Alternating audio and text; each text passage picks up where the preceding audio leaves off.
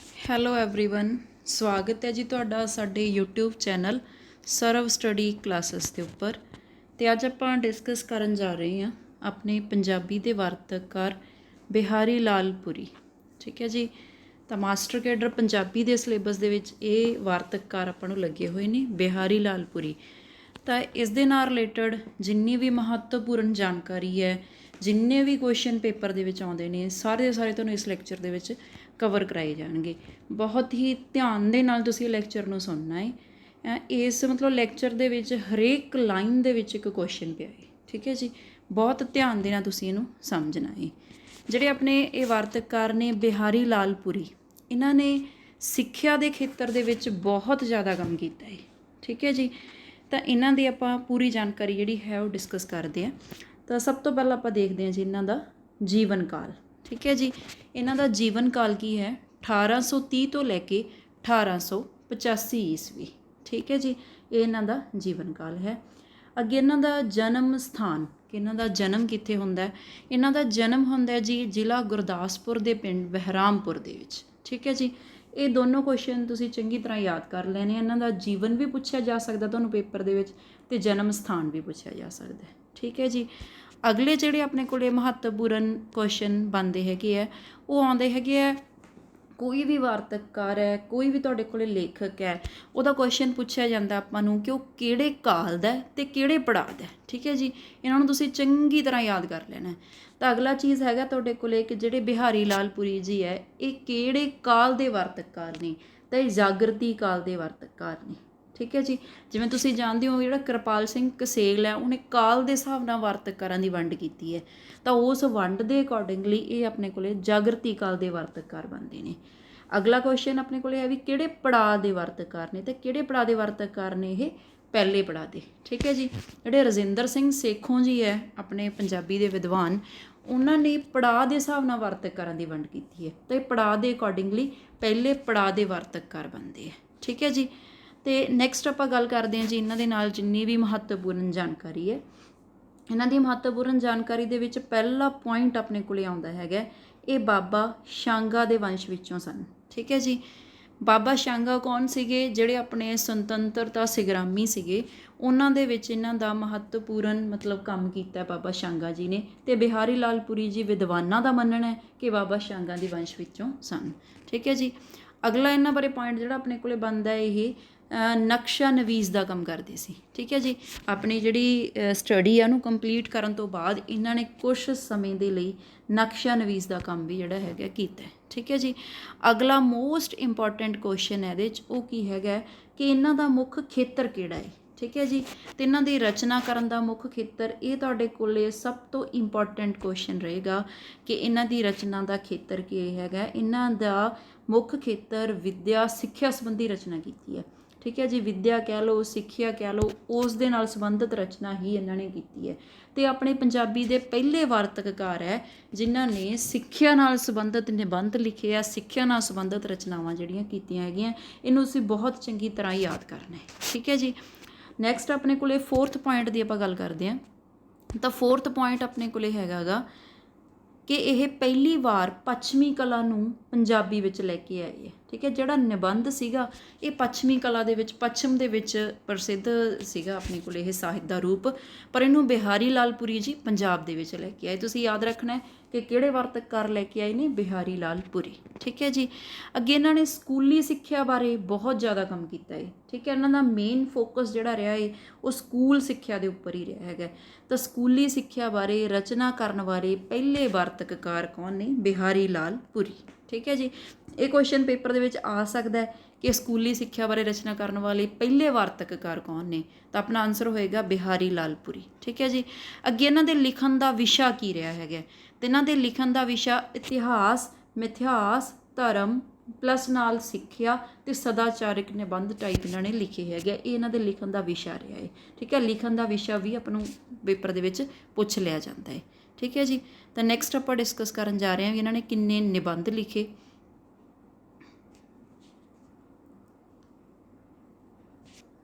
Yes. ਹੁਣ ਆਪਾਂ ਇਹਨਾਂ ਡਿਸਕਸ ਕਰਦੇ ਹੈਗੇ ਹਾਂ ਕਿ ਕਿਹਨਾਂ ਨੇ ਕਿੰਨੇ ਨਿਬੰਧ ਲਿਖੇ ਅਤੇ ਵਿਦਵਾਨਾਂ ਦਾ ਕੀ ਮੰਨਣਾ ਹੈ। 7th ਪੁਆਇੰਟ ਮੋਸਟ ਇੰਪੋਰਟੈਂਟ ਕਿ ਵਿਦਵਾਨ ਪਹਿਲਾ ਪੰਜਾਬੀ ਦਾ ਨਿਬੰਧਕਾਰ ਮੰਨਦੇ ਆ ਕਿਹਨੂੰ? ਬਿਹਾਰੀ ਲਾਲ ਪੁਰੀ ਨੂੰ। ਠੀਕ ਹੈ ਜੀ। ਇਸੇ ਹੀ ਲਾਈਨ ਦੇ ਵਿੱਚ ਅਗਲਾ ਕੁਐਸਚਨ ਹੈ ਵੀ ਇਹਨਾਂ ਨੇ ਕਿੰਨੇ ਨਿਬੰਧ ਲਿਖੇ ਹੈ? ਤੇ ਇਹਨਾਂ ਨੇ 2.5 ਦਰਜਨ ਦੇ ਕਰੀਬ ਨਿਬੰਧ ਲਿਖੇ ਹੈ। ਠੀਕ ਹੈ ਜੀ। ਇਸ ਤੋਂ ਪਹਿਲਾਂ ਜਿਹੜੇ ਆਪਣੇ ਸ਼ਰਧਾ ਰਾਮ ਫਿਲੌਰੀ ਜੀ ਉਹਨਾਂ ਨੇ ਰਚਨਾ ਕੀਤੀਆਂ ਨੇ। ਠੀਕ ਹੈ ਜੀ। ਉਹਨਾਂ ਨੇ ਆਪਣੀਆਂ ਪੂਰੀਆਂ ਪੁਸਤਕਾਂ ਲਿਖੀਆਂ ਨੇ, ਪਰ ਨਿਬੰਧ ਸਪੈਸ਼ਲੀ ਜਿਹੜੀ ਪੱਛਮੀ ਕਲਾ ਦਾ ਸਾਹਿਤ ਰੂਪ ਸੀਗਾ ਨਿਬੰਧ, ਉਹਨੂੰ ਲਿਖਣ ਵਾਲੇ ਪਹਿਲੇ ਆਪਣੇ ਸਾਹਿਤਕਾਰ ਕਿਹੜੇ ਨੇ? ਉਹ ਬਿਹਾਰੀ ਲਾਲ ਪੁਰੀ ਨੇ। ਠੀਕ ਹੈ ਜੀ। ਤੁਸੀਂ ਇਹਨੂੰ ਚੰਗੀ ਤਰ੍ਹਾਂ ਦਿਮਾਗ ਦੇ ਵਿੱਚ ਰੱਖਣਾ। ਸ਼ਰਧਾ ਰਾਮ ਫਿਲੌਰੀ ਨਹੀਂ ਹੈਗੇ, ਬਿਹਾਰੀ ਲਾਲ ਪੁਰੀ ਜੀ ਹੈ। ਠੀਕ ਹੈ ਜੀ। ਅੱਗੇ ਇਹਨਾਂ ਦੇ ਕੁਝ ਮਹੱਤਵਪੂਰਨ ਕੰਮ ਹੈ ਜਿਹੜੇ ਇਹਨਾਂ ਨੇ ਕੀਤੇ ਹੈ। ਇਹਨਾਂ ਨੇ ਪੰਜਾਬੀ ਪ੍ਰਚਾਰਨੀ ਸਭਾ ਦੀ ਸਥਾਪਨਾ ਕੀਤੀ ਹੈ। ਪੰਜਾਬੀ ਪ੍ਰਚਾਰਨੀ ਸਭਾ ਜਿਹੜੀ ਪੰਜਾਬੀ ਭਾਸ਼ਾ ਦਾ ਪ੍ਰਚਾਰ ਕਰਦੀ ਸੀ, ਉਸ ਸਭਾ ਦੀ ਇਹਨਾਂ ਨੇ ਸਥਾਪਨਾ ਕੀਤੀ ਹੈ। ਕਿੰਨੀ ਈਸਵੀ ਦੇ ਵਿੱਚ ਕੀਤੀ ਹੈ? 1882 ਦੇ ਵਿੱਚ। ਠੀਕ ਹੈ ਜੀ। ਅਗਲਾ ਕੁਐਸਚਨ ਬਸ ਥੋੜ੍ਹੀ ਜਿਹੀ ਲੈਂਗੁਏਜ ਚੇਂਜ ਹੈ, ਉਹੀ ਗੱਲ ਹੈ ਪੰਜਾਬੀ ਦਾ ਪਹਿਲਾ ਨਿਬੰਧਕਾਰ ਕਹਿ ਲਓ, ਜਾਂ ਕਹਿ ਲਓ ਵੀ ਨਿਬੰਧ ਲਿਖਣ ਦੀ ਰਵਾਇਤ ਕਿਸ ਨੇ ਚਲਾਈ। ਠੀਕ ਹੈ ਜੀ। ਜ਼ਿਆਦਾਤਰ ਮਾਸਟਰ ਕੈਡਰ ਪੰਜਾਬੀ ਦੇ ਵਿੱਚ ਇਹ ਸਿਲੇਬਸ ਕੁਐਸਚਨ ਬਣਦਾ ਹੈ ਕਿ ਨਿਬੰਧ ਲਿਖਣ ਦੀ ਰਵਾਇਤ ਕਿਸ ਨੇ ਚਲਾਈ, ਤਾਂ ਉਦੋਂ ਆਪਾਂ ਕਹਾਂਗੇ ਉਹਨਾਂ ਦੀ ਰਵਾਇਤ ਚਲਾਈ ਹੈ ਜੀ ਬਿਹਾਰੀ ਲਾਲ ਪੁਰੀ ਨੇ। ਠੀਕ ਹੈ ਜੀ। ਨੈਕਸਟ ਹੈ, ਇਹਨਾਂ ਨੂੰ ਬਚਪਨ ਤੋਂ ਹੀ ਮਾਂ ਬੋਲੀ ਦੇ ਨਾਲ ਪਿਆਰ ਸੀਗਾ। ਠੀਕ ਹੈ ਜੀ। ਇਹ ਨਹੀਂ ਹੈਗਾ ਵੀ ਬਾਅਦ 'ਚੋਂ ਇਹ ਮਾਤ ਭਾਸ਼ਾ ਦੇ ਵਿੱਚ ਲਿਖਣ ਲੱਗਿਆ, ਸ਼ੁਰੂ ਤੋਂ ਹੀ ਇਹਨਾਂ ਨੂੰ ਮਾਂ ਬੋਲੀ ਦੇ ਨਾਲ ਪਿਆਰ ਸੀਗਾ। ਅੱਗੇ ਇਹਨਾਂ ਨੂੰ ਕਿਹੜੀਆਂ ਭਾਸ਼ਾਵਾਂ ਦਾ ਗਿਆਨ ਸੀਗਾ? ਤੇ ਇਹਨਾਂ ਨੂੰ ਭਾਸ਼ਾਵਾਂ ਦਾ ਗਿਆਨ ਸੀ ਜੀ ਅੰਗਰੇਜ਼ੀ ਦਾ, ਹਿੰਦੀ ਦਾ, ਸੰਸਕ੍ਰਿਤ ਦਾ, ਉਰਦੂ ਦਾ, ਫਾਰਸੀ ਐਂਡ ਪੰਜਾਬੀ ਦਾ। ਇਹਨਾਂ ਭਾਸ਼ਾਵਾਂ ਦਾ ਇਹਨਾਂ ਨੂੰ ਗਿਆਨ ਸੀਗਾ। ਠੀਕ ਹੈ ਜੀ। ਨੈਕਸਟ ਅੱਗੇ ਆਪਾਂ ਇਹਨਾਂ ਦੀ ਗੱਲ ਕਰਦੇ ਹਾਂ ਜੀ। ਸਕੂਲੀ ਬੱਚਿਆਂ ਦੇ ਲਈ ਇਹਨਾਂ ਨੇ ਖਾਸ ਕੰਮ ਕੀਤਾ। ਸਕੂਲ ਦੇ ਬੱਚਿਆਂ ਦੇ ਲਈ ਸਿੱਖਿਆ ਦੇ ਖੇਤਰ ਦੇ ਵਿੱਚ ਰਚਨਾਵਾਂ ਲਿਖੀਆਂ ਨੇ। ਠੀਕ ਹੈ। ਜਿਵੇਂ ਮੈਂ ਤੁਹਾਨੂੰ ਪਹਿਲਾਂ ਹੀ ਕਹਿਤਾ ਸੀ ਵੀ ਇਹਨਾਂ ਨੇ ਵਿੱਦਿਆ ਨੂੰ ਲੈ ਕੇ, ਸਿੱਖਿਆ ਨੂੰ ਲੈ ਕੇ ਬਹੁਤ ਜ਼ਿਆਦਾ ਰਚਨਾਵਾਂ ਕੀਤੀਆਂ, ਅਤੇ ਸਿੱਖਿਆ ਦੇ ਖੇਤਰ ਦੇ ਵਿੱਚ ਸਪੈਸ਼ਲ ਇਹਨਾਂ ਨੇ ਸਕੂਲੀ ਸਿੱਖਿਆ ਜਿਹੜੀ ਸਕੂਲ ਦੇ ਬੱਚਿਆਂ ਦੇ ਲਈ ਹੈ, ਉਹਨਾਂ ਦੇ ਲਈ ਇਹਨਾਂ ਨੇ ਮਹੱਤਵਪੂਰਨ ਰਚਨਾਵਾਂ ਜਿਹੜੀਆਂ ਹੈਗੀਆਂ ਲਿਖੀਆਂ ਨੇ। ਠੀਕ ਹੈ ਜੀ। ਅਗਲਾ ਦਾ ਮੋਸਟ ਇੰਪੋਰਟੈਂਟ ਪ੍ਰਸ਼ਨ ਹੀ ਕਹਿ ਲਓ ਕਿ ਪੰਜਾਬ ਯੂਨੀਵਰਸਿਟੀ ਦੇ ਵਿੱਚ ਪੰਜਾਬੀ ਇਮਤਿਹਾਨ ਚਾਲੂ ਕਰਵਾਇਆ। ਪਹਿਲਾਂ ਪੰਜਾਬੀ ਦਾ ਇਮਤਿਹਾਨ ਨਹੀਂ ਹੁੰਦਾ ਸੀ, ਤਾਂ ਬਿਹਾਰੀ ਲਾਲ ਪੁਰੀ ਦਾ ਸਭ ਤੋਂ ਜਿਹੜਾ ਪ੍ਰਮੁੱਖ ਕਾਰਜ ਹੈ ਕਿ ਇਹਨਾਂ ਨੇ ਪੰਜਾਬ ਯੂਨੀਵਰਸਿਟੀ ਦੇ ਵਿੱਚ ਪੰਜਾਬੀ ਇਮਤਿਹਾਨ ਚਾਲੂ ਕਰਵਾਇਆ। ਠੀਕ ਹੈ ਜੀ। ਇੱਥੇ ਪ੍ਰਸ਼ਨ ਬਣ ਜਾਂਦਾ ਵੀ ਕਿਹੜੀ ਯੂਨੀਵਰਸਿਟੀ ਦੇ ਵਿੱਚ ਇਹਨਾਂ ਨੇ ਸ਼ੁਰੂ ਕਰਵਾਇਆ, ਤਾਂ ਆਨਸਰ ਹੋਏਗਾ ਪੰਜਾਬ ਯੂਨੀਵਰਸਿਟੀ। ਕਿਹੜਾ ਇਮਤਿਹਾਨ ਚਾਲੂ ਕਰਵਾਇਆ? ਪੰਜਾਬੀ ਦਾ। ਠੀਕ ਹੈ ਜੀ। ਅੱਗੇ ਇਹਨਾਂ ਦਾ ਸਭ ਤੋਂ ਮਹੱਤਵਪੂਰਨ ਕੰਮ ਹੈ, ਇਹਨਾਂ ਨੇ ਇਹ ਕਹਿੰਦੇ ਸੀ, ਇਹਨਾਂ ਦਾ ਵਿਚਾਰਧਾਰਾ ਸੀਗੀ ਕਿ ਸਿੱਖਿਆ ਹਰ ਮਨੁੱਖ ਨੂੰ ਮਿਲਣੀ ਚਾਹੀਦੀ ਹੈ, ਇਸਤਰੀਆਂ ਨੂੰ, ਬੱਚਿਆਂ ਨੂੰ, ਬਜ਼ੁਰਗਾਂ ਨੂੰ। ਠੀਕ ਹੈ ਜੀ। ਤਾਂ ਉਸ ਵਿਚਾਰਧਾਰਾ 'ਤੇ ਆਧਾਰਿਤ ਹੀ ਇਹਨਾਂ ਨੇ 2 ਸਕੂਲ ਖੋਲ੍ਹੇ ਜਿਹੜੇ ਕਿ ਬਿਲਕੁਲ ਮੁਫਤ ਸੀਗੇ ਜਿੱਥੇ ਐਜੂਕੇਸ਼ਨ। ਤਾਂ ਉਹ 2 ਸਕੂਲ ਇਹਨਾਂ ਨੇ ਕਿੱਥੇ ਖੋਲ੍ਹੇ ਹੈ? ਮਾਧੋਪੁਰ ਦੇ ਵਿੱਚ ਅਤੇ ਲਾਹੌਰ ਦੇ ਵਿੱਚ। ਠੀਕ ਹੈ ਜੀ। ਅਤੇ ਤੁਹਾਨੂੰ ਪੁੱਛਿਆ ਜਾ ਸਕਦਾ ਹੈ ਕਿ 2 ਸਕੂਲ ਉਹਨਾਂ ਨੇ ਕਿੱਥੇ ਖੋਲ੍ਹੇ ਆ? ਮਾਧੋਪੁਰ ਅਤੇ ਲਾਹੌਰ ਦੇ ਵਿੱਚ। ਅਤੇ ਇਹ ਸਕੂਲ ਖੋਲ੍ਹਣ ਦਾ ਜਿਹੜਾ ਮੰਤਵ ਹੈ, ਇਹਦਾ ਜਿਹੜਾ ਕਹਿ ਲਓ ਏਮ ਹੈ, ਉਹ ਕੀ ਸੀਗਾ? ਇਹ ਸਪੈਸ਼ਲੀ ਇਸਤਰੀਆਂ ਨੂੰ ਸਿੱਖਿਆ ਦੇਣਾ। ਸਿੱਖ ਉੱਥੇ ਕੋਈ ਵੀ ਸਕਦਾ ਸੀ, ਬੱਚੇ ਵੀ, ਬਜ਼ੁਰਗ ਵੀ, ਬਟ ਜਿਹੜਾ ਮੇਨ ਮੋਟਿਵ ਹੈ ਉਹਨਾਂ ਦਾ ਸੀਗਾ ਇਸਤਰੀ ਸਿੱਖਿਆ ਦੇਣਾ। ਠੀਕ ਹੈ ਜੀ। ਅੱਗੇ ਦਾ ਜਿਹੜਾ 15 ਪੁਆਇੰਟ ਹੈ ਇਹ ਵੀ ਬਹੁਤ ਜ਼ਿਆਦਾ ਇੰਪੋਰਟੈਂਟ ਹੈ।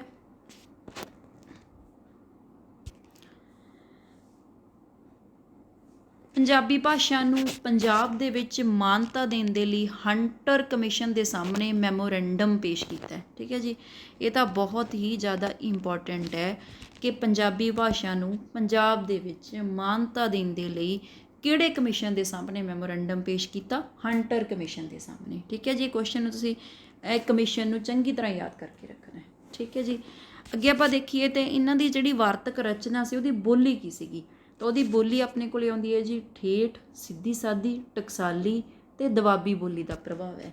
ਦੁਆਬੀ ਬੋਲੀ ਦਾ ਪ੍ਰਭਾਵ ਤਾਂ ਓਬਵੀਅਸਲੀ ਹੋਊਗਾ ਦੁਆਬੀ ਬੋਲੀ ਦਾ, ਕਿਉਂਕਿ ਦੁਆਬੇ ਦੇ ਏਰੀਏ ਦੇ ਸੀਗੇ, ਗੁਰਦਾਸਪੁਰ ਦੇ ਸੀ, ਬਹਿਰਾਮਪੁਰ ਦੇ ਸੀਗੇ। ਠੀਕ ਹੈ ਜੀ। ਤਾਂ ਇਹ ਇਹਨਾਂ ਦੀ ਵਾਰਤਕ ਦੀ ਵਿੱਚ ਜਿਹੜੀ ਬੋਲੀ ਆ ਉਹ ਠੇਠ, ਸਿੱਧੀ ਸਾਦੀ, ਟਕਸਾਲੀ ਅਤੇ ਦੁਆਬੀ ਬੋਲੀ ਦੇ ਪ੍ਰਭਾਵ ਵਾਲੀ ਮਿਲਦੀ ਹੈ। ਠੀਕ ਹੈ ਜੀ। ਨੈਕਸਟ ਫਿਰ ਨਿਬੰਧ ਲਿਖਣ ਦੀ ਰੀਤ ਇਹਨਾਂ ਨੇ ਪਾਈ ਹੈ। ਨਾਲ ਦੀ ਨਾਲ ਕੀ ਹੈਗਾ? ਨਿੱਕੇ ਨਿੱਕੇ ਲੇਖ।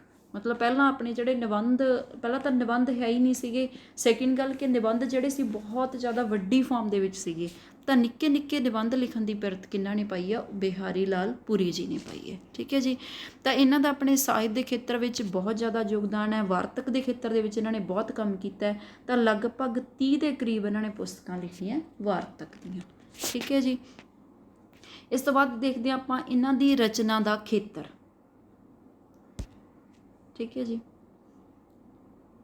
तो देखो इन्हां दी रचना का खेतर की रहा है अपने कोल 19 पॉइंट है। रचना का मुख्य खेतर स्कूली विद्या रही है। ठीक है, ये ना जो तुसी बिहारी लाल पुरी की आपां गल करांगे तो जिहड़ी तुहाडे कोले स्कूली विद्या इन्हं तो तुसी दिमाग 'ਚ चंगी तरह फिट कर लेना कि स्कूली विद्या नाल रिलेटेड किहने गल कीती है, बिहारी लाल पुरी ने।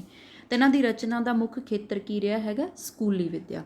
इस तो इलावा उन्होंने होर किहड़ी रचना की है, इतिहास, मिथिहास ते धर्म के खेतर दे विच रचना की है। ठीक है जी, इतिहास, मिथिहास, धर्म ते प्रमुख खेतर इन्हां दा स्कूली विद्या रहा है। नैक्सट ये मैं तुहानूं पहले ही दस्सिया भी उन्हां दी जिहड़ी विचारधारा सी ना उहदे विच इस्त्री सिੱਖਿਆ नूं उन्होंने बहुत महत्व दिता है। ठीक है जी, तो उन्होंने स्पैशली इस्त्री सिੱਖਿਆ दे लई बुक्स भी लिखियां जिहड़ियां कि बहुत इंपॉर्टेंट है। तो पेपर दे विच क्वेश्चन बन जाता है, तुहानूं पुछया जा सकता है कि उन्होंने इस्त्री सिੱਖਿਆ दे लई किहड़ियां पुस्तकां लिखियां। तो इस्त्री सिੱਖਿਆ दे लई किहड़ियां पुस्तकां उन्होंने लिखियां, सतियां दा हल ते स्वामी वशीकरण। ठीक है जी, ये दोनों बुक्स तुसीं याद रखणियां, इन्हां दियां इस्त्री सिੱਖਿਆ दे लई लिखियां पुस्तकां ने। ठीक है जी, नैक्सट हैगा अगे इन्होंने जिहड़े विद्यार्थी है वो तो इन्हां दा मुख्य खेतर रहा ही है स्कूली विद्या। तो विद्यार्थियों के लिए भी इन्होंने बहुत लाहेबंद बुक्स लिखियां। तो विद्यार्थियों के लिए लाहेबंद बुक्स किहड़ियां, विद्या रत्नाकर, चरित्रावली ते अनेक दर्शन। ठीक है जी, इन्हां बुक्स के बारे अगे आपां डिटेल दे विच गल करांगे। उदों तुहानूं मैं दसूँगी कि विद्या रत्नाकर बुक दे विच की है, चित्रावली दे विच की है ते अनेक दर्शन दे विच की है। फिलहाल तुसीं यही याद रखना है कि विद्यार्थियों के लिए ये लाहेबंद पुस्तकां ने। ठीक है जी, अगे एक चीज़ होर है, इन्होंने ना स्कूली सिੱਖਿਆ ਦੇ ਵਿੱਚ ਬੱਚਿਆਂ ਨੂੰ पढ़ाउण ਦਾ ਜਿਹੜਾ तरीका ਉਹ बहुत चेंज किया। ठीक है जी, ਪਹਿਲਾਂ ਜਿਵੇਂ ਬੱਚਿਆਂ ਨੂੰ ਉਵੇਂ ਹੀ ਤੋਤਾ ਰੱਟ ਪੜ੍ਹਾਈ ਜਾਂਦੀ ਸੀ, ਜੋ ਲਿਖਿਆ ਹੋਇਆ ਜਿਵੇਂ ਲਿਖਿਆ ਹੋਇਆ ਉਹਨੂੰ ਉਵੇਂ ਪੜ੍ਹਾਇਆ ਜਾਂਦਾ ਸੀ। ਪਰ ਬਿਹਾਰੀ ਲਾਲ ਪੁਰੀ ਨੇ ਇਸ ਖੇਤਰ ਦੇ ਵਿੱਚ ਬਹੁਤ ਮਹੱਤਵਪੂਰਨ ਕੰਮ ਕੀਤਾ ਹੈ। ਉਹਨਾਂ ਨੇ ਤਸਵੀਰਾਂ ਬਣਾ ਕੇ, ਡਰਾਇੰਗ ਕਰਕੇ, ਪਸ਼ੂ ਪੰਛੀਆਂ ਦੀਆਂ ਕਹਾਣੀਆਂ ਨਾਲ ਰਿਲੇਟ ਕਰਕੇ ਬੱਚਿਆਂ ਨੂੰ ਐਜੂਕੇਸ਼ਨ ਦਿੱਤੀ ਹੈ। ਠੀਕ ਹੈ ਜੀ, ਤਾਂ ਛੋਟੇ ਬੱਚਿਆਂ ਦੀ ਐਜੂਕੇਸ਼ਨ ਨੂੰ ਸੁਧਾਰਨ ਦੇ ਵਿੱਚ ਇਹਨਾਂ ਦਾ ਜਿਹੜਾ ਖਾਸ ਹੈ ਉਹ ਯੋਗਦਾਨ ਹੈਗਾ। ਉਹ ਪੁਆਇੰਟ ਇੱਥੇ ਆਪਾਂ ਡਿਸਕਸ ਕਰਦੇ ਹਾਂ, ਜਿਵੇਂ ਬੱਚਿਆਂ ਨੂੰ ਸਮਝਾਉਣ ਦੇ ਆਸ਼ੇ ਨਾਲ ਛੋਟੇ ਛੋਟੇ ਵਾਕ ਵਿਸ਼ਰਾਮ ਚਿੰਨ੍ਹਾਂ ਦੀ ਸਹਾਇਤਾ ਦੇ ਨਾਲ, ਠੀਕ ਹੈ, ਕਿਵੇਂ ਪੇਸ਼ ਕੀਤੇ ਹੈ, ਤਸਵੀਰਾਂ ਰਾਹੀਂ, ਡਰਾਇੰਗ ਰਾਹੀਂ ਤੇ ਪਸ਼ੂ ਪੰਛੀਆਂ ਦੀਆਂ ਕਹਾਣੀਆਂ ਦੇ ਨਾਲ। ਠੀਕ ਹੈ, ਜਿਹੜੀ ਮਤਲਬ ਸਟੂਡੈਂਟ ਜਿਹੜੇ ਛੋਟੇ ਬੱਚਿਆਂ ਦੀ ਐਜੂਕੇਸ਼ਨ ਸੀਗੀ ਉਹਨਾਂ ਨੂੰ ਇਹਨਾਂ ਨੇ ਇਹਨਾਂ ਚੀਜ਼ਾਂ ਦੇ ਨਾਲ ਰਿਲੇਟ ਕਰਕੇ ਸਮਝਾਇਆ ਹੈਗਾ। ਠੀਕ ਹੈ ਜੀ, ਨੈਕਸਟ ਇਹਨਾਂ ਨੂੰ ਸਕੂਲੀ ਵਿੱਦਿਆ ਦੇ ਨਾਲ ਪ੍ਰੇਮ ਸੀਗਾ, ਇਸੇ ਕਰਕੇ ਇਹਨਾਂ ਨੇ ਪਹਿਲੀ ਤੋਂ ਲੈ ਕੇ ਚੌਥੀ ਕਲਾਸ ਤੱਕ ਦੀਆਂ ਪੁਸਤਕਾਂ ਲਿਖੀਆਂ। ਛੋਟੇ ਬੱਚਿਆਂ 'ਤੇ ਵੀ ਇਹਨਾਂ ਨੇ ਬਹੁਤ ਕੰਮ ਕੀਤਾ। ਠੀਕ ਹੈ ਜੀ, ਤਾਂ ਉਹਨਾਂ ਵਾਸਤੇ ਪਹਿਲੀ ਤੋਂ ਲੈ ਕੇ ਚੌਥੀ ਕਲਾਸ ਤੱਕ ਦੀਆਂ ਪੁਸਤਕਾਂ ਵੀ ਲਿਖੀਆਂ ਹੈਗੀਆਂ। ਨੈਕਸਟ ਹੈ ਜੀ, ਅੱਗੇ ਇਹਨਾਂ ਨੇ ਆਪਣੀ ਮਤਲਬ ਛੰਦ ਵਿਧਾਨ ਹੈ, ਜਿਹੜੀ ਗ੍ਰਾਮਰ ਹੈ, ਉਹਦੇ ਵਿੱਚ ਵੀ ਇਹਨਾਂ ਨੇ ਬਹੁਤ ਕੰਮ ਕੀਤਾ ਹੈ। ਠੀਕ ਹੈ ਜੀ, ਤਾਂ ਉਹਨਾਂ ਦਾ ਕੰਮ ਜਿਵੇਂ ਆਪਾਂ ਡਿਸਕਸ ਕਰਦੇ ਹੈਗੇ ਹਾਂ, ਤਾਂ ਵਾਰਤਕ ਦੇ ਵਿੱਚ ਪਿੰਗਲ ਭਾਰਤੀ ਛੰਦ ਵਿਧਾਨ 'ਤੇ ਕਿਤਾਬਾਂ ਲਿਖੀਆਂ। ਤਾਂ ਪਿੰਗਲ ਭਾਰਤੀ ਛੰਦ ਵਿਧਾਨ 'ਤੇ ਕਿਤਾਬਾਂ ਕਿਸ ਵਾਰਤਕਕਾਰ ਨੇ ਲਿਖੀਆਂ ਜੀ? ਬਿਹਾਰੀ ਲਾਲ ਪੁਰੀ ਨੇ। ਠੀਕ ਹੈ ਜੀ, ਨੈਕਸਟ ਹੈ ਜੀ, ਬਿਹਾਰੀ ਲਾਲ ਪੁਰੀ ਸਿੱਖਿਆ ਦਾ ਇੱਕ ਧਰਮ ਪ੍ਰਚਾਰ ਕਰਨ ਵਾਲੀਆਂ ਰਚਨਾਵਾਂ ਕਰਦੇ ਸੀ, ਨਾਲ ਮਿਥਿਹਾਸ ਤੇ ਇਤਿਹਾਸ ਬਾਰੇ ਵੀ ਲਿਖਦੇ ਸੀ। ਠੀਕ ਹੈ ਜੀ, ਅੱਗੇ ਹੈ ਬਿਹਾਰੀ ਲਾਲ ਪੁਰੀ ਦੀਆਂ ਰਚਨਾ ਬਾਰੇ ਬਹੁਤ ਇੰਪੋਰਟੈਂਟ ਪੁਆਇੰਟ ਕਿ ਬਿਹਾਰੀ ਲਾਲ ਪੁਰੀ ਦੀ ਰਚਨਾ ਵਾਕ ਬੰਤਰ ਨਿਯਮਾਂ ਦੇ ਅਨੁਸਾਰ ਹੈ। ਮਤਲਬ ਇਹਨਾਂ ਨੇ ਆਪਦੀ ਰਚਨਾ ਦੇ ਵਿੱਚ ਵਿਆਕਰਨ ਨਿਯਮਾਂ ਨੂੰ ਬਹੁਤ ਤਰਜੀਹ ਦਿੱਤੀ ਹੈ। ਠੀਕ ਹੈ, ਇਹਨਾਂ ਦੀਆਂ ਲਿਖੀਆਂ ਬੁੱਕਸ ਦੇ ਵਿੱਚ ਜਿਹੜੀ ਵਿਆਕਰਨ ਹੈ, ਵਿਆਕਰਨ ਦੀ ਗਲਤੀ ਕਿਤੇ ਵੀ ਨਹੀਂ ਹੈਗੀ। ਠੀਕ ਹੈ ਜੀ, ਤਾਂ ਕੀ ਚੀਜ਼ ਹੈ? ਵਿਆਕਰਨ ਦੀ ਕਿਤੇ ਵੀ ਗਲਤੀ ਨਹੀਂ ਹੈ। ਠੀਕ ਹੈ, ਬਿਹਾਰੀ ਇਹ ਬਹੁਤ ਇੰਪੋਰਟੈਂਟ ਪੁਆਇੰਟ ਹੈ ਕਿ ਬਿਹਾਰੀ ਲਾਲ ਪੁਰੀ ਦੀ ਰਚਨਾ ਵਾਕ ਬੰਤਰ ਦੇ ਨਿਯਮਾਂ ਦੇ ਅਨੁਸਾਰ ਹੈ, ਵਿਆਕਰਨ ਦੀ ਕਿਤੇ ਵੀ ਗਲਤੀ ਨਹੀਂ ਹੈ। ਠੀਕ ਹੈ ਜੀ, ਵਿਆਕਰਨ ਦੇ ਖੇਤਰ ਦੇ ਵਿੱਚ ਵੀ ਇਹਨਾਂ ਨੇ ਬਹੁਤ ਕੰਮ ਕੀਤਾ ਹੈ, ਤਾਂ ਹੀ ਇਹਨਾਂ ਨੇ ਜਿਹੜੀ ਪਿੰਗਲ ਹੈ ਭਾਰਤੀ ਛੰਦ ਵਿਧਾਨ ਦੀ, ਉਹਨਾਂ ਦੀਆਂ ਪੁਸਤਕਾਂ ਵੀ ਲਿਖੀਆਂ ਹੈਗੀਆਂ। ਠੀਕ ਹੈ ਜੀ, ਤਾਂ ਨੈਕਸਟ ਆਪਾਂ ਇਹਨਾਂ ਬਾਰੇ ਡਿਸਕਸ ਕਰਦੇ ਹਾਂ ਜੀ, ਇਹਨਾਂ ਦੀਆਂ ਰਚਨਾਵਾਂ। ਤਾਂ ਹੁਣ ਦੇਖੋ ਜੀ, ਇਹਨਾਂ ਦੀਆਂ ਪ੍ਰਮੁੱਖ ਰਚਨਾਵਾਂ ਕਿਹੜੀਆਂ ਨੇ। ਤਾਂ ਸਾਰਿਆਂ ਨਾਲੋਂ ਪਹਿਲੀ ਜਿਹੜੀ ਇਹਨਾਂ ਦੀ ਸਭ ਤੋਂ ਪ੍ਰਸਿੱਧ ਰਚਨਾ ਹੈਗੀ ਉਹ ਹੈਗੀ ਹੈ ਵਿਦਿਆ ਰਤਨਾਕਰ। ਅੱਗੇ ਆਪਾਂ ਉੱਪਰ ਡਿਸਕਸ ਵੀ ਕੀਤਾ ਸੀ ਨਾ ਕਿ ਸਕੂਲੀ ਵਿਦਿਆਰਥੀਆਂ ਦੀ ਲਾਹੇਵੰਦ ਪੁਸਤਕ ਹੈ। ਠੀਕ ਹੈ, ਵਿਦਿਆ ਰਤਨਾਕਰ ਦੇ ਵਿੱਚ ਕੀ ਸ਼ਾਮਲ ਕੀਤਾ ਇਹਨਾਂ ਨੇ? 31 ਛੋਟੇ ਲੇਖ ਸ਼ਾਮਲ ਕੀਤੇ ਨੇ। ਠੀਕ ਹੈ ਜੀ, ਤਾਂ ਵਿਦਿਆ ਰਤਨਾਕਰ ਦੇ ਵਿੱਚ ਇਹਨਾਂ ਨੇ ਕੀ ਸ਼ਾਮਲ ਕੀਤਾ? ਛੋਟੇ 31 ਲੇਖ ਨੇ। ਠੀਕ ਹੈ ਜੀ, ਪਹਿਲਾ ਕੁਐਸਚਨ ਤਾਂ ਇਹ ਬਣਦਾ ਹੈ ਵੀ ਵਿਦਿਆ ਰਤਨਾਕਰ ਪੁਸਤਕ ਹੈ ਕਿਸ ਦੀ? ਤਾਂ ਆਨਸਰ ਆਏਗਾ ਬਿਹਾਰੀ ਲਾਲ ਪੁਰੀ ਦੀ। ਨੈਕਸਟ ਤੁਹਾਡੇ ਕੋਲ ਆਊਗਾ ਕਿ ਵਿਦਿਆ ਰਤਨਾਕਰ ਪੁਸਤਕ ਦੇ ਵਿੱਚ ਕਿਸ ਤਰ੍ਹਾਂ ਦੇ ਨਿਬੰਧ ਨੇ? ਤਾਂ ਛੋਟੇ ਨਿਬੰਧ ਨੇ। ਕਿੰਨੇ ਨਿਬੰਧ ਨੇ? 31। ਠੀਕ ਹੈ ਜੀ, ਇਹਨਾਂ ਦੀ ਜਿਹੜੀ ਗਿਣਤੀ ਹੈ ਤੁਸੀਂ ਯਾਦ ਰੱਖਣੀ ਹੈ। ਨੈਕਸਟ ਆਪਣੇ ਕੋਲ ਲੇਖਾਂ ਦੇ ਵਿਸ਼ੇ ਕੀ ਹੈ ਕਿ ਜਿਹੜੇ ਇੱਥੇ 31 ਨਿਬੰਧ ਇਹਨਾਂ ਨੇ ਸ਼ਾਮਲ ਕੀਤੇ ਹੈ, ਉਹਨਾਂ ਲੇਖਾਂ ਦੇ ਵਿਸ਼ੇ ਕੀ ਆ। ਉਹਨਾਂ ਲੇਖਾਂ ਦੇ ਵਿਸ਼ੇ ਹੈਗੇ ਆ ਸਮਾਜ ਸੁਧਾਰਕ ਤੇ ਦਾਰਸ਼ਨਿਕ। ਦਾਰਸ਼ਨਿਕ ਮਤਲਬ ਗੂੜ ਗਿਆਨ ਦੀਆਂ ਗੱਲਾਂ ਕੀਤੀਆਂ, ਬਹੁਤ ਡੂੰਘੀਆਂ ਗੱਲਾਂ ਕੀਤੀਆਂ ਇਹਨਾਂ ਨੇ, ਹੈ ਨਾ। ਲੇਖਾਂ ਦੇ ਪੱਖ ਤੋਂ ਮਹੱਤਵਪੂਰਨ ਪੁਸਤਕਾਂ ਲਿਖੀਆਂ, ਸਿੱਖਿਆ ਤੇ ਗੂੜ ਗਿਆਨ ਦੀਆਂ ਗੱਲਾਂ ਨੇ, ਠੀਕ ਹੈ। ਇਹਨਾਂ ਦੇ ਵਿੱਚ ਵਿਦਿਆ ਰਤਨਾਕਰ ਪੁਸਤਕ ਦੇ ਲੇਖਾਂ ਦੇ ਵਿਸ਼ੇ ਕੀ ਹੈ, ਸਮਾਜ ਸੁਧਾਰਕ ਹੈ ਤੇ ਦਾਰਸ਼ਨਿਕ ਪੁਸਤਕਾਂ ਨੇ, ਗੂੜ ਗਿਆਨ ਦੀਆਂ ਗੱਲਾਂ ਕੀਤੀਆਂ। ਜਿਹੜੀ ਹੈ ਆਪਣੇ ਕੋਲ ਵਿਦਿਆ ਰਤਨਾਕਰ, ਇਸ ਪੁਸਤਕ ਨੂੰ ਆਪਾਂ ਡਿਸਕਸ ਕਰ ਰਹੇ ਹਾਂ। ਇਸ ਪੁਸਤਕ ਦਾ ਮੀਰੀ ਗੁਣ ਕੀ ਹੈਗਾ, ਮੀਰੀ ਮਤਲਬ ਇੰਪੋਰਟੈਂਟ ਗੁਣ ਕੀ ਹੈਗਾ, ਤਾਂ 2 ਪੁਆਇੰਟ ਹੈ, ਠੀਕ ਹੈ ਜੀ। ਇਹਨਾਂ ਵਿੱਚੋਂ ਕੁਐਸਚਨ ਡੈਫੀਨੇਟਲੀ ਬਣਦਾ ਹੀ ਬਣਦਾ। ਤਾਂ ਕੀ ਇਹਦਾ ਮੀਰੀ ਗੁਣ, ਹਰੇਕ ਨਿਬੰਧ ਦਾ ਜਿਹੜਾ ਆਰੰਭ ਆ ਉਹ ਮੰਗਲਾਚਰਨ ਤੋਂ ਹੁੰਦਾ, ਠੀਕ ਹੈ। ਤੁਹਾਨੂੰ ਪੁੱਛਿਆ ਜਾ ਸਕਦਾ ਹੈ ਕਿ ਜਿਹੜਾ ਹਰੇਕ ਨਿਬੰਧ ਆ ਉਹਦਾ ਆਰੰਭ ਕਿੱਥੋਂ ਬਣਦਾ ਹੈ ਵਿਦਿਆ ਰਤਨਾਕਰ ਪੁਸਤਕ ਦੇ ਵਿੱਚ, ਤਾਂ ਮੰਗਲਾਚਰਨ ਤੋਂ, ਠੀਕ ਹੈ ਜੀ। ਹਰੇਕ ਨਿਬੰਧ ਦਾ ਜਿਹੜਾ ਆਰੰਭ ਹੈ ਉਹ ਇਹਨਾਂ ਨੇ ਮੰਗਲਾਚਰਨ ਤੋਂ ਕੀਤਾ ਹੈ, ਅਤੇ ਜਿਹੜਾ ਨਿਬੰਧ ਦਾ ਅੰਤ ਹੈ ਉਹ ਇਹਨਾਂ ਨੇ ਦੋਹਰੇ ਦੇ ਨਾਲ ਕੀਤਾ ਹੈ, ਠੀਕ ਹੈ ਜੀ। ਤਾਂ ਜਿਹੜਾ ਆਰੰਭ ਹੁੰਦਾ ਉਹ ਮੰਗਲਾਚਰਨ ਤੋਂ ਹੁੰਦਾ, ਅਤੇ ਜਿਹੜਾ ਤੁਹਾਡੇ ਕੋਲੇ ਅੰਤ ਹੁੰਦਾ ਉਹ ਦੋਹਰੇ ਤੋਂ ਹੁੰਦਾ ਹੈ, ਠੀਕ ਹੈ ਜੀ। ਨੈਕਸਟ ਅਗਲਾ ਆਪਣੇ ਕੋਲੇ ਬਹੁਤ ਹੀ ਮਹੱਤਵਪੂਰਨ ਪ੍ਰਸ਼ਨ ਬਣਦਾ ਹੈਗਾ, ਉਹ ਤੁਹਾਡੇ ਕੋਲੇ ਹੈਗਾ ਕਿ ਦੋਹਰੇ ਦੇ ਵਿੱਚ ਕੀ ਪੇਸ਼ ਕੀਤਾ ਗਿਆ। ਓਬਵੀਅਸਲੀ ਜਿਹੜਾ ਮੰਗਲਾਚਰਨ ਹੈ ਉਹਦੇ 'ਚ ਤਾਂ ਆਰੰਭ ਕੀਤਾ ਗਿਆ, ਅੰਤ ਦੇ ਵਿੱਚ ਦੋਹਰਾ, ਅਤੇ ਅੰਤ ਦੇ ਵਿੱਚ ਆਪਾਂ ਜਿਵੇਂ ਜਾਣਦੇ ਹੁੰਦੇ ਹਰੇਕ ਰਚਨਾ ਦਾ ਨਿਚੋੜ ਹੁੰਦਾ ਅੰਤ ਦੇ ਵਿੱਚ, ਤਾਂ ਉਹੀ ਚੀਜ਼ ਆਪਣੇ ਕੋਲੇ ਬਿਹਾਰੀ ਲਾਲ ਪੁਰੀ ਨੇ ਕੀਤੀ ਹੈ। ਦੋਹਰੇ ਦੇ ਵਿੱਚ ਲੇਖ ਦੇ ਮੂਲ ਭਾਵ ਪੇਸ਼ ਕੀਤੇ ਗਏ ਹਨ। ਤਾਂ ਅਗਰ ਤੁਹਾਡੇ ਕੋਲੇ ਪੇਪਰ ਥੋੜ੍ਹਾ ਜਿਹਾ ਟਫ ਬਣਦਾ ਹੈ ਮਾਸਟਰ ਕੇਡਰ ਦਾ, ਤਾਂ ਉਹ 'ਚ ਕੁਐਸਚਨ ਪੁੱਛਿਆ ਜਾ ਸਕਦਾ ਹੈ ਕਿ ਵਿਦਿਆ ਰਤਨਾਕਰ ਪੁਸਤਕ ਦੇ ਵਿੱਚ ਦੋਹਰੇ ਦੇ ਵਿੱਚ ਕੀ ਪੇਸ਼ ਕੀਤਾ ਗਿਆ। ਤਾਂ ਬਹੁਤ ਜ਼ਿਆਦਾ ਇੰਪੋਰਟੈਂਟ ਹੈ ਇਹ ਪੁਆਇੰਟ ਕਿ ਦੋਹਰੇ ਦੇ ਵਿੱਚ ਲੇਖ ਦੇ ਮੂਲ ਭਾਵ ਪੇਸ਼ ਕੀਤੇ ਗਏ ਹਨ, ਠੀਕ ਹੈ ਜੀ। ਇਹ ਇਸ ਬੁੱਕ ਬਾਰੇ ਮਹੱਤਵਪੂਰਨ ਅਤੇ ਪੂਰੀ ਇੰਪੋਰਟੈਂਟ ਜਾਣਕਾਰੀ ਹੈ ਜਿਹਨੂੰ ਤੁਸੀਂ ਚੰਗੀ ਤਰ੍ਹਾਂ ਯਾਦ ਕਰ ਲੈਣਾ, ਠੀਕ ਹੈ ਜੀ। ਅਗਲੀ ਬੁੱਕ ਆਪਾਂ ਇਹਨਾਂ ਦੀ ਡਿਸਕਸ ਕਰਦੇ ਹਾਂ। ਨੈਕਸਟ ਜਿਹੜੀ ਆਪਣੇ ਕੋਲ ਇਹਨਾਂ ਦੀ ਬੁੱਕ ਹੈਗੀ ਆ ਉਹਦਾ ਨਾਮ ਹੈ ਜੀ ਅਨੇਕ ਦਰਸ਼ਨ, ਠੀਕ ਹੈ ਜੀ। ਤਾਂ ਉਹਨੂੰ ਆਪਾਂ ਡਿਸਕਸ ਕਰਨ ਜਾ ਰਹੇ ਹਾਂ, ਅਨੇਕ ਦਰਸ਼ਨ ਨੂੰ। ਅਨੇਕ ਦਰਸ਼ਨ ਕਿਸ ਤਰ੍ਹਾਂ ਦੀ ਬੁੱਕ ਹੈ, ਦਾਰਸ਼ਨਿਕ ਪੁਸਤਕ ਹੈ, ਠੀਕ ਹੈ ਜੀ। ਅਗਰ ਤੁਹਾਨੂੰ ਪੁੱਛਿਆ ਜਾਵੇ ਜਿਵੇਂ 4 ਬੁੱਕਸ ਦੇ ਨਾਮ ਦੇ ਦੇਣ ਕਿ ਵਿਦਿਆ ਰਤਨਾਕਰ, ਚਿਤਰਾਵਲੀ, ਪਿੰਗਲ ਮੰਜਰੀ, ਕਿ ਇਹਨਾਂ ਵਿੱਚੋਂ ਅਨੇਕ ਦਰਸ਼ਨ, ਇਹਨਾਂ ਵਿੱਚੋਂ ਦਾਰਸ਼ਨਿਕ ਪੁਸਤਕ ਕਿਹੜੀ ਹੈ, ਤਾਂ ਇਹਨਾਂ ਦੀ ਜਿਹੜੀ ਦਾਰਸ਼ਨਿਕ ਪੁਸਤਕ ਆ ਉਹ ਆਪਣੇ ਕੋਲ ਆਉਂਦੀ ਹੈ ਜੀ ਅਨੇਕ ਦਰਸ਼ਨ, ਠੀਕ ਹੈ ਜੀ। ਦਾਰਸ਼ਨਿਕ ਮਤਲਬ ਇਹਦੇ ਵਿੱਚ ਉਹੀ ਚੀਜ਼ ਗੂੜ ਗਿਆਨ ਦੀਆਂ ਗੱਲਾਂ ਕੀਤੀਆਂ, ਡੂੰਘੀਆਂ ਗੱਲਾਂ ਕੀਤੀਆਂ, ਠੀਕ ਹੈ। ਇਹ ਬੁੱਕ ਦੀ ਇੱਕ ਇੰਪੋਰਟੈਂਸ ਹੋਰ ਹੈ ਕਿ ਇਹ ਪੁਸਤਕ ਜਿਹੜੀ ਹੈਗੀ ਆ ਵੱਡੀ ਉਮਰ ਦੇ ਲੋਕਾਂ ਦੇ ਲਈ ਲਿਖੀ ਗਈ ਹੈ, ਠੀਕ ਹੈ ਜੀ। ਇਹ ਚੀਜ਼ ਉਹਨੇ ਬਿਹਾਰੀ ਲਾਲ ਪੁਰੀ ਨੇ ਆਪਣੀ ਜਿਹੜੀ ਇਸ ਬੁੱਕ ਦੀ ਭੂਮਿਕਾ ਹੈ, ਅਗਰ ਤੁਹਾਨੂੰ ਇਹ ਬੁੱਕ ਕਿਤੇ ਮਿਲੇ ਅਨੇਕ ਦਰਸ਼ਨ ਤੋਂ ਉਹਦੀ ਭੂਮਿਕਾ ਦੇਖਿਓ, ਉਹਨਾਂ ਨੇ ਇਹਦੀ ਭੂਮਿਕਾ ਦੇ ਵਿੱਚ ਕਹੀ ਹੈ ਚੀਜ਼। ਸ਼ਾਰਟ ਦੇ ਵਿੱਚ ਮੈਂ ਤੁਹਾਨੂੰ ਦੱਸ ਦਿੰਦੀ ਹਾਂ ਵੀ ਕੀ ਹੈ। ਉਹਨਾਂ ਨੇ ਕਿਹਾ ਕਹਿੰਦੇ ਗ੍ਰੰਥ ਤਾਂ ਬਹੁਤ ਬਣ ਗਏ ਪਰ ਵੱਡੀ ਉਮਰ ਦੇ ਲੋਕਾਂ ਲਈ ਹੈ ਇਹ ਵਾਲਾ ਬੁੱਕ ਜਿਹੜੀ ਹੈਗੀ ਹੈ। ਉੱਥੇ ਉਹਨਾਂ ਨੇ ਇਹ ਵਰਡਿੰਗ ਵਰਤੀ ਹੈ ਵੀ ਗ੍ਰੰਥ ਬਹੁਤ ਬਣੇ ਨੇ ਪਰੰਤੂ ਵੱਡੀ ਉਮਰ ਦੇ ਲੋਕਾਂ ਲਈ ਨਹੀਂ ਸਨ। ਤਾਂ ਜਿਹੜੀ ਇਹ ਪੁਸਤਕ ਹੈ ਅਨੇਕ ਦਰਸ਼ਨ, ਇਹ ਵੱਡੀ ਉਮਰ ਦੇ ਲੋਕਾਂ ਦੇ ਲਈ ਹੈ। ਇਹ ਵੀ ਤੁਹਾਡੇ ਕੋਲ ਪ੍ਰਸ਼ਨ ਬਣਦਾ ਕਿ ਵੱਡੀ ਉਮਰ ਦੇ ਲੋਕਾਂ ਦੇ ਲਈ ਕਿਹੜੀ ਪੁਸਤਕ ਹੈ, ਅਨੇਕ ਦਰਸ਼ਨ, ਠੀਕ ਹੈ ਜੀ। ਇਹਦੇ ਨਾਲ ਹੀ ਤੁਸੀਂ ਹੋਰ ਬੁੱਕਸ ਯਾਦ ਕਰਨੀਆਂ ਜਿਹੜੀਆਂ ਕਿ ਇਹਨਾਂ ਦੀਆਂ ਦਾਰਸ਼ਨਿਕ ਬੁੱਕਸ ਨੇ, ਠੀਕ ਹੈ। ਕਿਹੜੀਆਂ ਪੁਸਤਕਾਂ ਇਹਨਾਂ ਦੀਆਂ ਦਾਰਸ਼ਨਿਕ ਨੇ, ਵਸ਼ੀਕਰਨ, ਠੀਕ ਹੈ। ਵਸ਼ੀਕਰਨ ਜਿਹੜੀ ਆਪਾਂ ਕਿਹਾ ਸੀ ਇਸਤਰੀ ਸਿੱਖਿਆ ਦੇ ਲਈ ਲਿਖੀ ਗਈ ਹੈ, ਉਹ ਆਪਣੇ ਕੋਲੇ ਕੀ ਹੈਗੀ ਹੈ, ਦਾਰਸ਼ਨਿਕ ਪੁਸਤਕ ਵੀ ਹੈ। ਅਨੇਕਾਰਥੀ, ਇਹ ਵੀ ਇਹਨਾਂ ਦੀ ਦਾਰਸ਼ਨਿਕ ਪੁਸਤਕ ਹੈ। ਬ੍ਰਹਮ ਧਰਮ ਬੀਜ, ਇਹ ਵੀ ਇਹਨਾਂ ਦੀ ਬਹੁਤ ਪ੍ਰਸਿੱਧ ਬੁੱਕ ਹੈ ਅਤੇ ਇਹ ਵੀ ਆਪਣੇ ਕੋਲੇ ਦਾਰਸ਼ਨਿਕ ਪੁਸਤਕ ਹੈ, ਠੀਕ ਹੈ ਜੀ। ਤਾਂ 2 ਬੁੱਕਸ ਆਪਾਂ ਇਹਨਾਂ ਦੀਆਂ ਡਿਸਕਸ ਕਰ ਚੁੱਕੇ, ਵਿਦਿਆ ਰਤਨਾਕਰ ਅਤੇ ਅਗਲੀ ਆਪਣੇ ਕੋਲੇ ਅਨੇਕ ਦਰਸ਼ਨ, ਅਤੇ ਆਹ ਇਹਨਾਂ ਦੀਆਂ ਹੋਰ ਆਪਣੇ ਕੋਲੇ ਜਿਹੜੀਆਂ ਹੈਗੀਆਂ ਦਾਰਸ਼ਨਿਕ ਪੁਸਤਕਾਂ ਸੀਗੀਆਂ।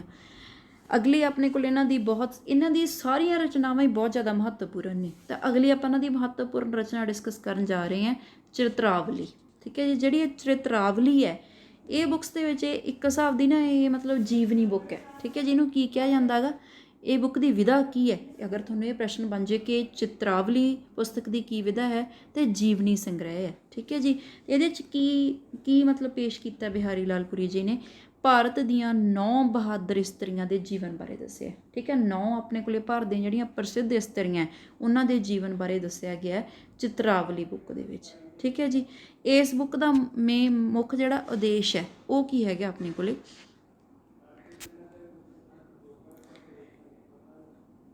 ਇਸ ਬੁੱਕ ਦਾ ਜਿਹੜਾ ਮੇਨ ਆਪਣੇ ਕੋਲੇ ਉਦੇਸ਼ ਹੈ ਉਹਨੂੰ ਆਪਾਂ ਡਿਸਕਸ ਕਰਨ ਜਾ ਰਹੇ ਹਾਂ।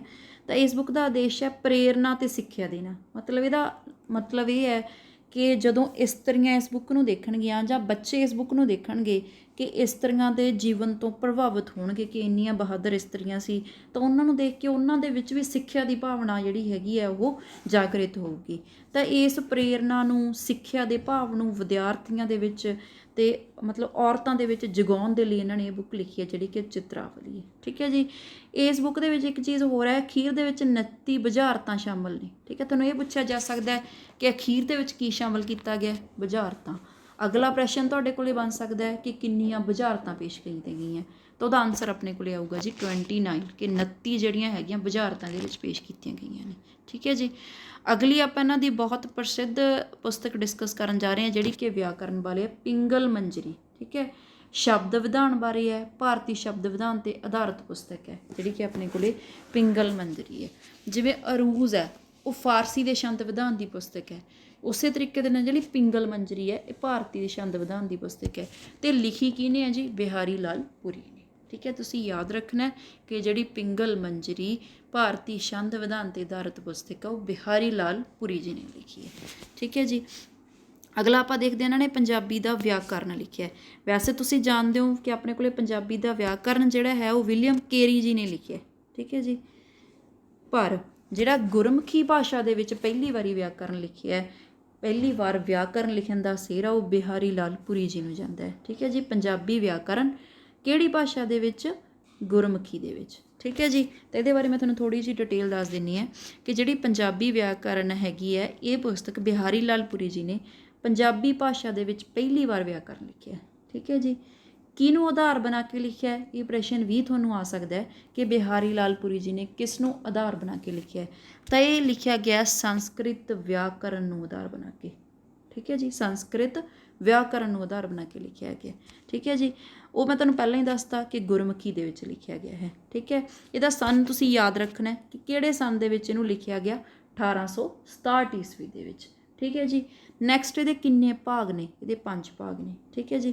ਇਸ ਬੁੱਕ ਦੇ ਬਾਰੇ ਵੀ ਪ੍ਰਸ਼ਨ ਅਕਸਰ ਪੇਪਰ ਦੇ ਵਿੱਚ ਆ ਜਾਂਦਾ ਹੈ। ਇਹਦੇ ਵਿੱਚ ਜਿੰਨੀ ਵੀ ਇੰਪੋਰਟੈਂਟ ਜਾਣਕਾਰੀ ਹੈ, ਫਾਲਤੂ ਵਿਸਥਾਰ ਕੋਈ ਨਹੀਂ ਹੈਗਾ, ਜਿੰਨਾ ਤੁਹਾਡੇ ਪੇਪਰ ਦੇ ਵਿੱਚ ਆਉਂਦਾ ਹੈ, ਜਿੰਨਾ ਮੋਸਟ ਇੰਪੋਰਟੈਂਟ ਹੈ ਉਹੀ ਫੈਕਟਸ ਆਪਾਂ ਇੱਥੇ ਲਿਖੇ ਹੋਏ ਨੇ। ਠੀਕ ਹੈ ਜੀ। ਇੱਕ ਤਾਂ ਇਹ ਪਹਿਲੀ ਵਾਰ ਲਿਖਿਆ ਗਿਆ ਗੁਰਮੁਖੀ ਭਾਸ਼ਾ ਦੇ ਵਿੱਚ ਲਿਖਿਆ ਗਿਆ ਪੰਜਾਬੀ ਵਿਆਕਰਨ ਹੈ। ਦੂਸਰਾ 1867 'ਚ ਲਿਖਿਆ ਗਿਆ। ਤੀਸਰਾ ਇਹਦੇ 5 ਭਾਗ ਨੇ। ਠੀਕ ਹੈ ਜੀ। ਅਗਲੀ ਜਿਹੜੀ ਪੁਸਤਕ ਹੈ ਉਹ ਆਪਾਂ ਡਿਸਕਸ ਕਰਦੇ ਹਾਂ ਜੀ ਬਿਹਾਰੀ ਲਾਲ ਪੁਰੀ ਦੀ ਵਿਆਕਰਨ ਸਾਰ। ਠੀਕ ਹੈ। ਇਹਦੇ ਸਪੈਲਿੰਗ ਤੁਸੀਂ ਦੇਖ ਲਓ ਜੀ, ਉਹ ਪੰਜਾਬੀ ਵਿਆਕਰਨ ਹੈ, ਇਹ ਵਿਆਕਰਨ ਸਾਰ ਹੈ। ਇਹ ਕੀ ਹੈ? ਇਹ ਮਤਲਬ ਦੁਬਾਰਾ ਉਹਨਾਂ ਨੇ ਵਿਆਕਰਨ ਲਿਖਿਆ 1868 ਦੇ ਵਿੱਚ। ਇਹ 67 ਦੇ ਵਿੱਚ ਲਿਖਿਆ ਸੀ ਨਾ, ਇਹ 1868 ਦੇ ਵਿੱਚ ਲਿਖਿਆ। ਇਹ ਇਹਨਾਂ ਦਾ ਦੂਜਾ ਵਿਆਕਰਨ ਹੈ। ਠੀਕ ਹੈ ਜੀ। ਵਿਆਕਰਨ ਸਾਰ। ਠੀਕ ਹੈ ਜੀ। ਇਹਨਾਂ ਵਿਆਕਰਨ 'ਤੇ ਇਹਨਾਂ ਨੇ ਇੰਨਾ ਜ਼ਿਆਦਾ ਕੰਮ ਕੀਤਾ ਹੈ ਤਾਂ ਉਹਦੇ ਵਾਸਤੇ ਇਹਨਾਂ ਵਾਸਤੇ ਇੱਕ ਹਰਨਾਮ ਸਿੰਘ ਸ਼ਾਨ ਜਿਹੜੇ ਆਪਣੇ ਪੰਜਾਬੀ ਦੇ ਵਿਦਵਾਨ ਹੋਏ ਆ, ਉਹਨਾਂ ਨੇ ਇਸ ਬਾਰੇ ਬਹੁਤ ਮਹੱਤਵਪੂਰਨ ਟਿੱਪਣੀ ਕੀਤੀ ਹੈ ਜਿਹੜੀ ਕਿ ਬਹੁਤ ਜ਼ਿਆਦਾ ਇੰਪੋਰਟੈਂਟ ਹੈ। ਇਹ ਟਿੱਪਣੀ ਦੇ ਵਿੱਚ ਕੀ ਕਿਹਾ ਉਹਨਾਂ ਨੇ? ਹਰਨਾਮ ਸਿੰਘ ਸ਼ਾਨ ਨੇ ਇਹਨਾਂ ਨੂੰ ਪੰਜਾਬੀ ਭਾਸ਼ਾ ਲਿਖਣ ਦਾ ਠੁੱਕ ਬੰਨ੍ਹਣ ਵਾਲਾ ਮੰਨਦੇ ਹਨ। ਠੀਕ ਹੈ ਜੀ। ਕਹਿੰਦੇ ਪੰਜਾਬੀ ਭਾਸ਼ਾ ਲਿਖਣ ਦੀ ਠੁੱਕ ਕਿਹਨੇ ਬੰਨ੍ਹੀ ਹੈ? ਬਿਹਾਰੀ ਲਾਲ ਪੁਰੀ ਜੀ ਨੇ। ਠੀਕ ਹੈ ਜੀ। ਇਹ ਟਿੱਪਣੀ ਤੁਸੀਂ ਯਾਦ ਰੱਖਣੀ ਹੈ ਕਿ ਕਿਹੜੇ ਮਤਲਬ ਆਪਣੇ ਪੰਜਾਬੀ ਦੇ ਵਿਦਵਾਨ ਨੇ ਦਿੱਤੀ ਹੈ, ਅਤੇ ਦਿੱਤੀ ਹੈ ਹਰਨਾਮ ਸਿੰਘ ਸ਼ਾਨ ਨੇ। ਠੀਕ ਹੈ ਜੀ। ਇਹ ਜਿਵੇਂ ਤੁਸੀਂ ਦੇਖ ਰਹੇ ਹੋ ਜੀ, ਇਹ ਇਹਨਾਂ ਦੀਆਂ ਮਹੱਤਵਪੂਰਨ ਕਿਤਾਬਾਂ ਸੀਗੀਆਂ। ਵਿਦਿਆ ਰਤਨਾਕਰ, ਠੀਕ ਹੈ ਜੀ, ਅਨੇਕ ਦਰਸ਼ਨ, ਚਿਤਰਾਵਲੀ, ਪਿੰਗਲ ਮੰਜਰੀ ਅਤੇ ਪੰਜਾਬੀ ਵਿਆਕਰਨ, ਵਿਆਕਰਨ ਸਾਰ। ਠੀਕ ਹੈ ਜੀ। ਅੱਗੇ ਆਪਾਂ ਇਹਨਾਂ ਦੇ ਮਹੱਤਵਪੂਰਨ ਲੇਖਾਂ ਦੀ ਗੱਲ ਕਰਦੇ ਹਾਂ ਅਤੇ ਇਹਨਾਂ ਦੇ ਮਹੱਤਵਪੂਰਨ ਲੇਖ ਕਿਹੜੇ ਨੇ? ਇਹਨਾਂ ਦੇ ਤੁਸੀਂ ਨਾਮ ਯਾਦ ਰੱਖਣੇ ਆ, ਜਿਨ੍ਹਾਂ ਦੀ ਮਤਲਬ ਡਿਟੇਲ ਇੰਪੋਰਟੈਂਟ ਹੈ ਉਹ ਮੈਂ ਨੀਚੇ ਦਿੱਤੀ ਹੋਈ ਹੈ। ਤਾਂ ਫਿਲਹਾਲ ਤੁਸੀਂ ਇਹਨਾਂ ਦੇ ਨਾਮ ਯਾਦ ਕਰਨੇ ਆ। ਕੋਈ ਵੀ ਨਾਮ ਦੇ ਕੇ ਤੁਹਾਨੂੰ ਪੁੱਛਿਆ ਜਾ ਸਕਦਾ ਹੈ ਕਿ ਇਹ ਲੇਖ, ਇਹ ਨਿਬੰਧ ਕਿਹੜੇ ਆਪਣੇ ਵਾਰਤਕ ਕਰਦਾ ਹੈ। ਠੀਕ ਹੈ। ਤਾਂ ਬਿਹਾਰੀ ਲਾਲ ਪੁਰੀ ਜੀ ਦੇ ਲੇਖ ਨੇ। ਕਿਹੜੇ ਕਿਹੜੇ ਲੇਖ ਨੇ ਜੀ? ਸਮੇਂ ਦਾ ਅਰਗ, ਵੱਡਿਆਂ ਦਾ ਆਦਰ, ਠੀਕ ਹੈ ਜੀ, ਕੁੰਡਲੀਆਂ। ਇਹ ਤਿੰਨੋਂ ਲੇਖ ਨਾ ਇਹਨਾਂ ਦੇ 9th ਕਲਾਸ ਦੇ ਵਿੱਚ ਲੱਗੇ ਹੋਏ ਵੀ ਹੈਗੇ ਆਪਣੇ PSCB ਬੋਰਡ ਦੇ ਵਿੱਚ, ਤਾਂ ਕਰਕੇ ਤੁਸੀਂ ਇਹਨਾਂ ਨੂੰ ਖਾਸ ਧਿਆਨ ਦੇ ਨਾਲ ਯਾਦ ਕਰਨਾ ਹੈ। ਧਨ ਦੀ ਵਡਿਆਈ, ਵਿੱਦਿਆ ਦੀ ਮਹਿਮਾ, ਵਿੱਦਿਆ 'ਤੇ ਇਹਨਾਂ ਨੇ ਬਹੁਤ ਕੰਮ ਕੀਤਾ ਹੀ ਹੈ ਅਤੇ ਇਹਨਾਂ ਦੀਆਂ ਬੁੱਕਸ ਵੀ ਜਿਹੜੀਆਂ ਹੈਗੀਆਂ ਵਿੱਦਿਆ ਨਾਲ ਰਿਲੇਟਡ ਨੇ। ਵਿੱਦਿਆ ਦੀ ਮਹਿਮਾ ਅਤੇ ਵਿੱਦਿਆ ਦਾ ਆਦਰ। ਠੀਕ ਹੈ ਜੀ। ਫਿਰ ਅਗਲੀ ਇਹਨਾਂ ਦੀ ਪੁਸਤਕ ਜਿਵੇਂ ਆਉਂਦੀ ਹੈ ਚੁੱਪ ਰਹਿਣ ਦੇ ਗੁਣ। ਠੀਕ ਹੈ ਜੀ।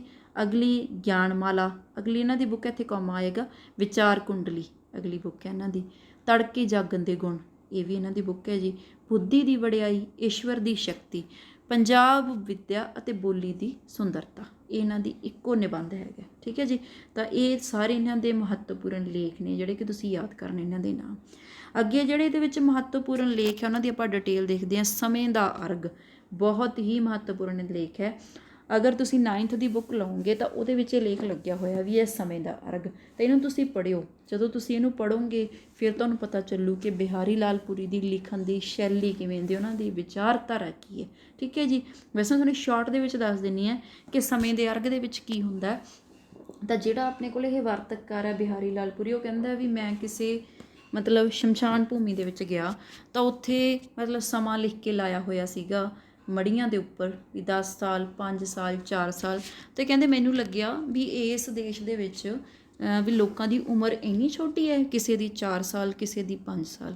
ਤਾਂ ਫਿਰ ਜਦੋਂ ਇਹਨਾਂ ਨੇ ਮਤਲਬ ਡਿਟੇਲ ਦੇ ਵਿੱਚ ਜਾਣਕਾਰੀ ਲਈ ਤਾਂ ਉੱਥੇ ਪਤਾ ਚੱਲਿਆ ਕਿ ਜਿਹੜਾ ਸਮਾਂ ਉਹਨਾਂ ਨੇ ਪਰਮਾਤਮਾ ਦੀ ਅਰਾਧਨਾ ਦੇ ਵਿੱਚ ਗੁਜ਼ਾਰਿਆ ਸੀ ਨਾ, ਉਹ ਸਮਾਂ ਉਹਨਾਂ ਦੀ ਮਜ਼ਾਰ ਦੇ ਉੱਪਰ, ਉਹਨਾਂ ਦੀ ਮੜੀਆਂ ਦੇ ਉੱਪਰ ਲਿਖੀ ਹੋਈ ਸੀ। ਤਾਂ ਉੱਥੋਂ ਇਹਨਾਂ ਨੇ ਲੇਖ ਲਿਖਿਆ ਸਮੇਂ ਦਾ ਅਰਗ। ਅਤੇ ਇਹਦਾ ਮਤਲਬ ਮੇਨ ਵਿਸ਼ਾ ਕੀ ਹੈ ਕਿ ਪਰਮਾਤਮਾ ਦੀ ਅਰਾਧਨਾ ਦੇ ਵਿੱਚ ਗੁਜ਼ਰਿਆ ਸਮਾਂ ਹੀ ਅਸਲੀ ਉਮਰ ਹੈ। ਠੀਕ ਹੈ ਜੀ।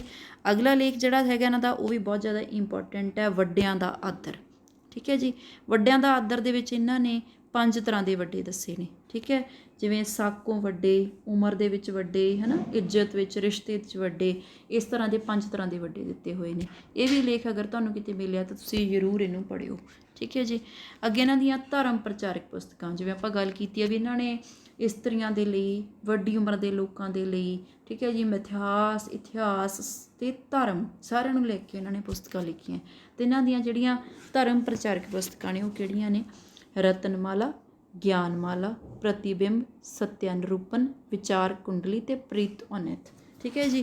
ਇਹ ਇਹਨਾਂ ਦੀਆਂ ਕਿਤਾਬਾਂ ਜਿਹੜੀਆਂ ਹੈਗੀਆਂ ਨੇ ਇਹ ਧਰਮ ਪ੍ਰਚਾਰਕ ਪੁਸਤਕਾਂ ਨੇ। ਜਿਹੜੀ ਇਹਨਾਂ ਦੀ ਪੁਸਤਕ ਆ ਨਾ ਵਿਚਾਰ ਕੁੰਡਲੀ, ਇਹਦੇ ਬਾਰੇ ਇੱਕ ਕੁਐਸਚਨ ਇੱਕ ਵਾਰ ਪੇਪਰ ਦੇ ਵਿੱਚ ਆਇਆ ਏ।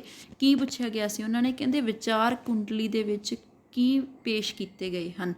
ਤਾਂ ਵਿਚਾਰ ਕੁੰਡਲੀ ਜਾਂ ਵਿਚਾਰ ਕੁੰਡਲੀ ਕਿਹੜੇ ਰੂਪ ਦੇ ਵਿੱਚ ਪੇਸ਼ ਕੀਤੀ ਗਈ ਹੈ? ਤਾਂ ਜਿਹੜੀ ਵਿਚਾਰ ਕੁੰਡਲੀ ਹੈ ਇਹਨਾਂ ਦੀ ਜਿਹੜੀ ਮਤਲਬ ਪੁਸਤਕ ਹੈਗੀ ਹੈ ਧਰਮ ਵਿਚਾਰਕ, ਇਹ ਇਹਨਾਂ ਨੇ ਕਾਵ ਰੂਪ ਦੇ ਵਿੱਚ ਪੇਸ਼ ਕੀਤੀ ਗਈ ਹੈ। ਕਾਵ ਰੂਪ ਪੇਸ਼ ਕੀਤੇ ਗਏ ਹੈ ਵਿਚਾਰ ਕੁੰਡਲੀ ਦੇ ਵਿੱਚ। ਇਹ ਤੁਸੀਂ ਕੁਐਸਚਨ ਨੂੰ ਅਲੱਗ ਤੋਂ ਨੋਟ ਕਰ ਲੈਣਾ। ਠੀਕ ਹੈ ਜੀ।